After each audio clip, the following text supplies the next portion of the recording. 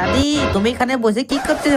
আমি এটা দিয়ে কুব বানাবো। দাদি আমি একটা কূপ বানায় এনে দিচ্ছি, দাও আমাকে।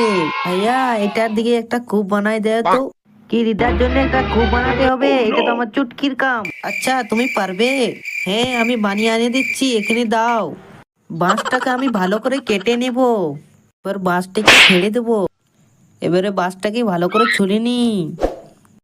এবারে আমার ছুলা হয়ে গেলে এখন ভালোভাবে স্কেল দিয়ে আমি নেপে নিয়ে এবার আমি কেটে নেব। এই তো প্রায় আমার কাটা শেষ হয়ে গেছে। এবার আমি ফুটবলের আকৃতি বানিয়ে নেব। এটাকে একবার আমি গ্লু দিয়ে চিটিয়ে নেব, এখন ভালোভাবে ঘিষে নেব।